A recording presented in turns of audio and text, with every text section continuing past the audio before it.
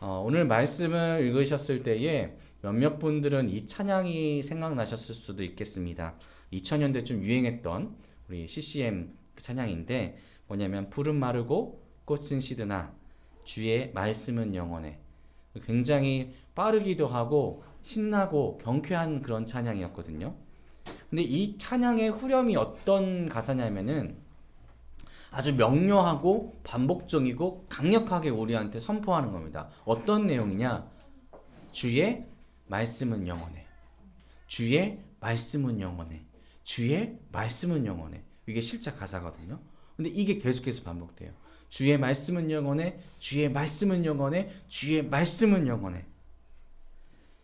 오늘 이 말씀, 오늘 본문의 말씀을 보시면서 이 한 부분을 계속 머릿속에 맴돌게 하신 뒤에 그 다음에 오늘의 말씀을 들으시면 조금 더 명료하게 메시지를 들을 수 있을 것입니다. 그래서 오늘 말씀 가운데 주님께서 영원히 우리에게 어떤 말씀을 약속하고 계시는지 그 진리를 깨달으시는 복된 성도님 되시기를 주님의 이름으로 축복합니다. 자, 이사야 40장은 사실 그 기록된 당시가 굉장히 이스라엘 백성에게는 암울한 시기였습니다. 이미 바벨론한테 멸망을 당했습니다. 그런 다음에 이스라엘이라는 이름은 잃어버렸고 포로들로 계속해서 끌려가서 바벨론 땅에서 거한 지 약 50년이 지난 후입니다. 그래서 이스라엘 백성들의 반응들, 또 이스라엘 백성들이 가지고 있던 삶의 태도를 보면 이미 한 세대 이상이 벌써 바벨론에서 지내게 됐기 때문에 그 바벨론의 색깔을 매우 많이 묻히게 되었다는 거죠. 그래서 백성들은 이런 반응을 보입니다.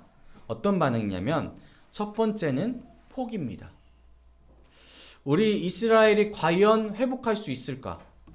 그냥 그럼 내가 바벨론에 맞춰서 사는 것이 낫지 않을까? 그래서 대부분 많은 이들이 이 바벨론의 정책인 문화 정책에 흡수돼서 바벨론이 조금 더 높은 문화니까 나는 그곳에 흡수되어야 되겠다. 그리고 전쟁에서 졌는데 어떻게 하나님이 높으신 하나님인가 라는 회의를 가지고 살아갔던 사람들이 있고, 또 한 부류는 하나님은 믿고 있다라고는 얘기하고 있으나 그냥 그저 근근히 그 마음 가운데 괴로움 가운데 그냥 신앙인임을 그냥 입술로만 고백하고 있는 그 정도만 남아있는 사람들. 그리고 아주 소수지만 여전히 이스라엘의 부활을 또 하나님께서 우리를 통치하심을 믿으면서 겨우겨우 견디고 있는 이들이 있었습니다. 그런데 전체적으로 보면 이 이스라엘 백성들이 모두가 지쳐 있었다는 거죠. 많이 힘들었다는 겁니다. 포로 생활이란 게 뭐 좋을 수는 없지 않습니까? 그래서 다들 모든 분위기가 침체되어 있는 이 순간에 이런 이들에게 하나님께서 말씀하고 계시는 겁니다. 1절에는 어떻게 말씀하시냐면 너희의 하나님이 이르시되, 자, 이스라엘의 하나님께서 너희의 하나님, 내 백성아 들으라, 너희의 하나님 내가 너한테 이야기합니다. 무엇을 이야기하냐면은 위로하라, 내 백성을 위로하라. 그러니까 하나님의 말씀을 듣는 이 선지자에게, 또 하나님의 말씀을 계속해서 붙잡고 있는 이들에게 하나님께서 뭐라고 말씀하시냐면 나의 백성을 위로하렴, 이렇게 말씀하시고 있는 거죠. 지친 마음에 닿도록 외치라고 말씀하십니다. 너희의 죄악이 사함을 받았다라는 것을, 이 기쁜 소식을 들려주라라고 이야기하는 거죠. 자, 여러분, 이스라엘이 멸망한 이유가 무엇일까요? 그건 단 하나밖에 없습니다. 하나님을 멀리 떠났다. 하나님을 멀리 떠난 그 죄 때문에 이스라엘이 이렇게 훈련을 받고 있는 거죠. 그런데 너희가 그렇게 지은 죄를 내가 잊고 덮겠다라는 말씀, 회복의 말씀을 지금 우리 하나님을 믿는 이들에게 선포하고 있는 것입니다. 회개하고 돌아오라는 이야기죠. 그래서 이스라엘 백성은 어떻게 하면 되냐면 말씀을 들은 그 자리에서 주님의 그 말씀을 듣고 그 말씀을 받기만 하면 되는 것입니다. 왜냐하면 이 말씀은 구원을 약속하는 말씀이기 때문입니다. 그럼 이 이스라엘을 향했던 말씀들이, 오늘 본문의 메시지들이 오늘날을 살아가는 우리에게 어떠한 말씀으로 다가올까요? 먼저 우리의 상황들을 먼저 바라봐야 되겠습니다. 우리는 지금 어떠한 시대에서 어떻게 살아가고 있을까요? 어떻게 보면 우리도 바벨론 포로와 같은 삶을 살아가고 있다고 말할 수 있겠습니다. 무슨 이야기냐면 이스라엘은 바벨론이라는 문화, 아주 강대국에게 복속됐죠. 그런데 우리는 지금 사단이 공중의 권세를 잡은 세대, 정말 많은 설교에서 이야기하고 있는 말세에 살고 있다는 겁니다. 그리고 사단은 계속해서 우리를 공격합니다. 어떻게? 우리가 사단의 문화 가운데 휩쓸려 가기 위해 바라는 마음으로 계속해서 우리가 약해지기를, 우리의 신앙이, 우리의 믿음이 버려지기를 바라는 마음으로 계속해서 끊임없이 공격하는 시대에 살고 있다는 거죠. 그래서 사실 성도로 살아가는데 겉으로는 굉장히 우리가 예배에 참석을 하고 또 우리가 기도도 하고 말씀도 읽습니다. 그런데 어쩔 수 없이 지쳐가는 거는, 어쩔 수 없이 내가 하나님과 자꾸 멀어지려고 하는 그런 모습을 보이는 거는 당연한 것 같습니다. 왜냐하면 아직도 우리한테는 죄를 가지고 있는 마음이 있거든요. 성경에서 말씀하고 있습니다. 너의 마음이 죄로 달려가고 또 너의 손이 죄를 행하려고 하고 너의 발이 죄를 향하여서 끊임없이 노력한다라고. 그러는 가운데 살고 있는 우리이기 때문에 사실 하나님 멀리 있는 죄를 지으며 계속해서 우리의 영이, 우리의 육체가 괴로움을 당하고 있다는 거죠. 어느새 우리가 우리의 생활을 잠깐 뒤돌아봤을 때에는 하나님 없이도 행복하다라는 것을 느끼지 않을까 생각을 해봅니다. 저도 가끔가다 그렇거든요. 우리 아이들이 저한테 막 달려와가지고 아빠 하면서 달려들 때, 또 제 딸 이름이 한나죠. 한나가 집에서 아빠 몰래 춤을 추고 있는 것을 제가 몰래 쳐다보고 있을 때 너무 이쁜 거예요. 그래서 이것만으로도 행복하다라고 느낄 때가 있습니다. 근데 사실 그 순간이 지나고 나면 그것만이 행복이 아님을 우리가 깨달을 수 있어야 되는데 우리가 욕심이 생기는 거죠. 하나님이 굳이 없어도 내가 행복함을 이렇게 느끼는데 과연 내가 굳이 하나님을 찾을 필요가 있을까? 내가 다른 무언가에게서 행복감을 찾는다면 그것만으로 내 삶이 즐겁지 않을까라고 착각하는 경우가 생겨나고 우리의 신앙이 그때에 흔들리게 되는 경우가 무척이나 많다는 것입니다. 그래서 제가 오늘 책 한 권을 여러분에게 좀 소개를 해보려고 하는데, 뭐냐면 저희가 이제 화장실에, 저희 함께 가는 교회 화장실에 이 책이 있어요. 어떤 제목이냐면 좀 제목이 그렇습니다. 똥 싸면서 읽는 기독교 이야기입니다. 근데 이 책의 내용 가운데 일부를 좀 소개하자면 이렇습니다. 마치 이런 느낌이 들었어. 우리 모두가 행복이라는 목적지를 향해서 함께 걸어가는데 어떤 사람이 먼저 끝을 향해 달려가는 거야. 굉장히 그림체가 이쁘게 단순하게 있지만 잘 보이실지 모르겠지만 사람들이 막 달려갑니다. 어떤 목적지를 향해서. 그런데 끝은 보이지 않아요. 그런데 이 사람들이 일관적으로 달려가는 장소가 어디냐면 행복입니다. 그래서 지금 앞에 있는 어떤 사람이 정말 우다다다 하면서 열심히 앞서 나가고 제끼고 제껴나가서 그 끝에 도달해 봤더니 이렇게 외치는 겁니다. 갑자기 저 앞에서 외치는 소리가 들리는 거야. 여러분, 얼른 돌아가세요. 여기에는 행복이 없어요. 이곳이 목적지가 아니었어요. 저 멀리 끝까지 간 사람이 외치는 겁니다. 여러분, 여기는 행복이란 게 없어요. 여기가 아닌가 봐요. 그런데 놀랍게도 먼저 간 사람이 이렇게 외침에도 불구하고 다른 쫓아가는 이들이 이렇게 이야기한다는 겁니다. 지가 먼저 갔으니까 그렇겠지. 너는 먼저 가서 많은 것을 누렸으니까, 먼저 가서 많은 것을 얻었으니까 그렇게 이야기하겠지 라고 이야기하면서 이 책의 내용이 진행됩니다. 그런데 이 책의 마지막은 뭐라고 이야기하냐면, 하나님 외에 다른 행복을 추구해도 그것은 진정한 행복을 찾을 수 없다라고 이야기합니다. 왜냐하면 우리가 살고 있는 세상이 유한한 세상이기 때문입니다. 돈이 무한정 나오지는 않죠. 또 먹을 것이 무한정 나오지는 않습니다. 그래서 우리가 TV를 보면은 가끔가다 국제기아 그 센터나 아니면은 유니세프를 보면 정말로 먹을 물을 못 먹고 또 먹어야 되는데 정말로 너무나 못 먹어서 앙상하게 마른 이들을 볼 수 있습니다. 이 세상에서 모두가 행복할 수 있는 방법, 그것이 존재할까요? 라고 물어본다면 결단코 없다라는 것입니다. 우리는 그런 세상을 살아가고 있다는 것이죠. 그리고 이것이 말세입니다. 그런데 앞서 말씀드린 것처럼 마귀는 이러한 진실을 가리기 위해서 총력전을 벌이고 있다는 겁니다. 조금만 더 얻으면 행복할 거야. 누군가를 사랑하면 행복할 거야. 그리고 무언가 조금 더 높이 올라가면 모든 것이 다 잊혀지고 괜찮을 거야. 근데 실상은 어떻습니까? 1억을 번 사람은요, 10억을 찾기를 원합니다. 또 어느 위치에 자리에 뭐 과장에 올랐다면 부장을 꿈꾸고요. 부장에 올랐다면 상무를 꿈꾸고요. 이사를 꿈꾸고요. 사장을 꿈꾸고요.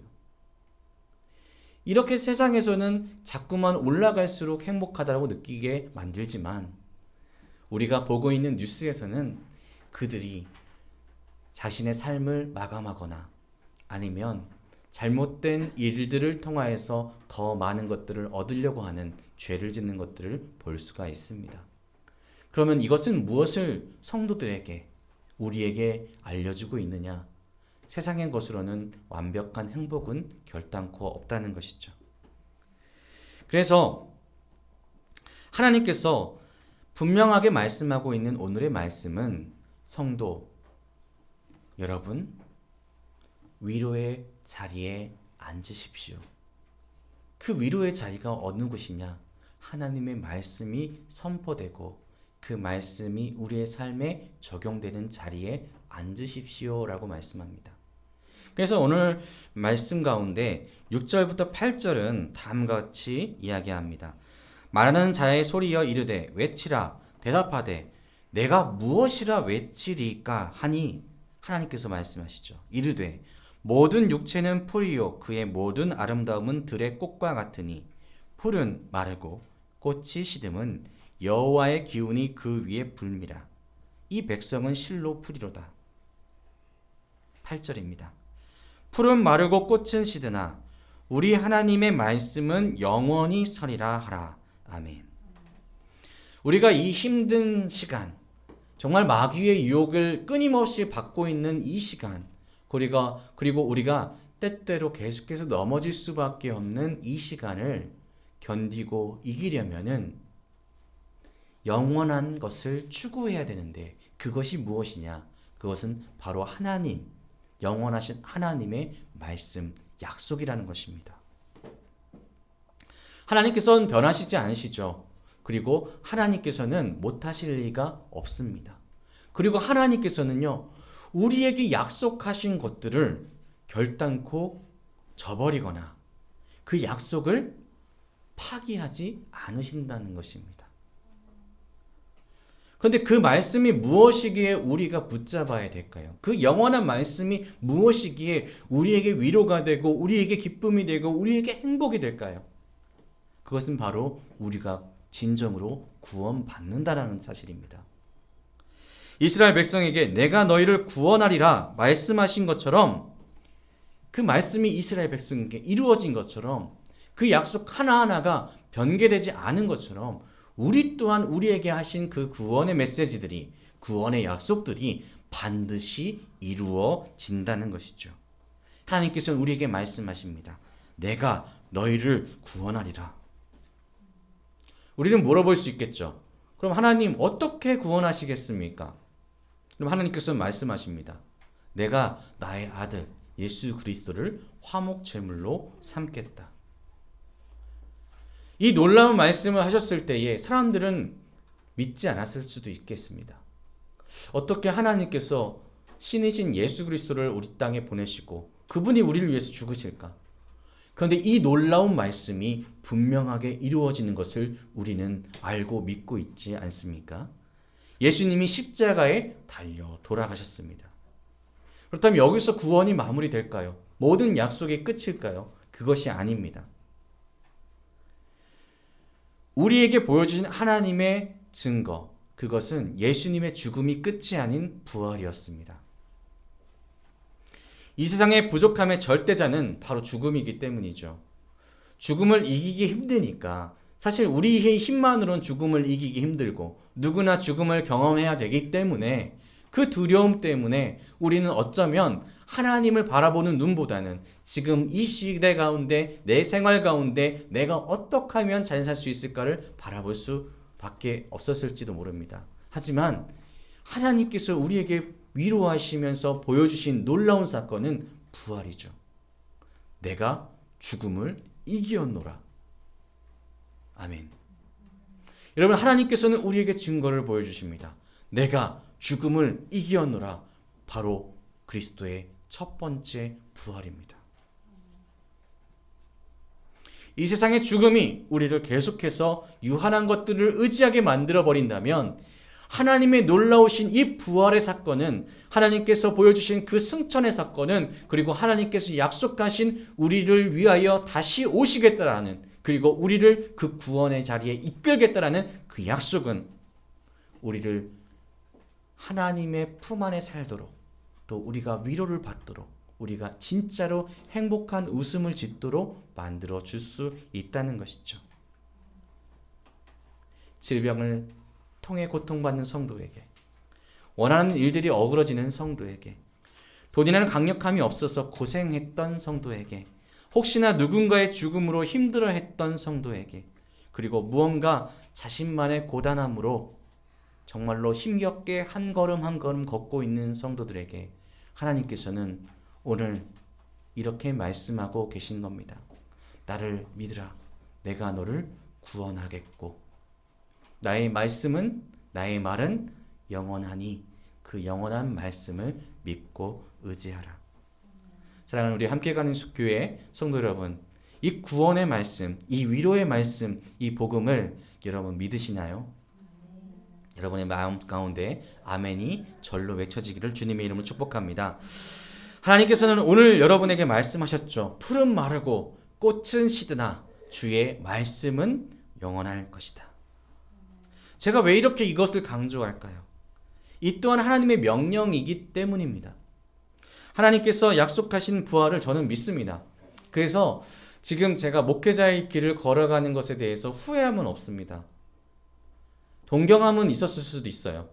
왜냐하면 제 친구들이 정말로 잘 살고 있는 모습을 봤을 때에 저렇게도 살아보고 싶구나라는 생각은 잠깐 했지만 그것이 전부가 아니기 때문에 목회자로서의 삶을 후회한 적은 없는 것 같습니다. 그런데 그 후회하지 않을 수 있었던 제일 큰 원동력이 무엇이었냐면 우리의 삶이 이걸로 끝나지 않는다는 그 놀라운 증거 때문이라고 저는 믿습니다. 그래서 이 믿음을 가진 우리에게 하나님께서는 다음과 같이 이야기합니다. 나의 위로를 받고 나의 평안을 받고 나의 사랑을 받는 여러분, 나의 백성들아. 9절입니다. 아름다운 소식을 시온에 전하는 자여 너는 높은 산에 오르라. 아름다운 소식을 예루살렘에 전하는 자여 너는 힘써 소리를 높이라. 두려워하지 말고 소리를 높여 유다의 성읍들에게 이르기를 너희의 하나님을 보라 하라. 아멘. 우리는 위로를 받은 자로서 마땅히 우리의 위로받음을 세상 가운데 선포해야 될 줄로 믿습니다. 우리는 힘써 소리를 외쳐야 되는 사람들입니다. 그리고 그 소리를 듣는 이들이 다시금 위로를 받을 수 있도록 우리가 축복의 통로가 되어야 될 줄로 믿습니다. 여러분, 이 자리에서 하나님의 위로 받으시길 주님의 이름으로 축복합니다. 그리고 그 축복의 메시지들을 우리의 이웃들에게 영원하신 진리가 있어. 참된 구원이 바로 하나님께 있어. 예수님께 있어. 성령님께 있어. 이 음성들을 여러분 날마다 외치셨으면 좋겠습니다. 하나님께서 우리에게 위로하실 때에 정말로 구체적으로 위로하십니다. 그래서 오늘 이 위로의 말씀들을 전하고 메시지를 마치려고 합니다. 우리가 지금 하나님의 말씀이 선포되는 자리에 있을 때에 10절, 11절입니다.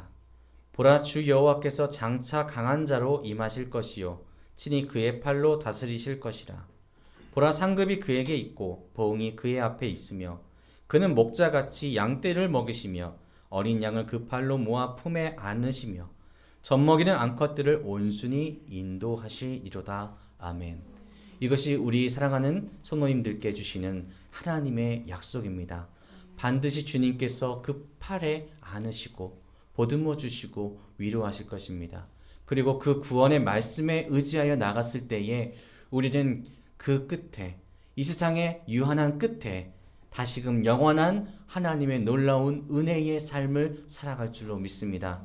그때를 기대하시면서 오늘도 또 앞으로도 예배의 자리를, 또 삶의 예배의 자리를, 또 하나님을 바라는 자리를 지켜나가시는 복된 성도님 되시기를, 또한 마지막으로 부활의 신앙을 끊임없이 되새기시면서 내가 반드시 부활을 경험하리라, 내가 죽음을 이기리라, 이 담대한 마음을 가지시고 반드시 승리하시는 우리 성도님 되시기를 주님의 이름으로 축복합니다. 기도하겠습니다.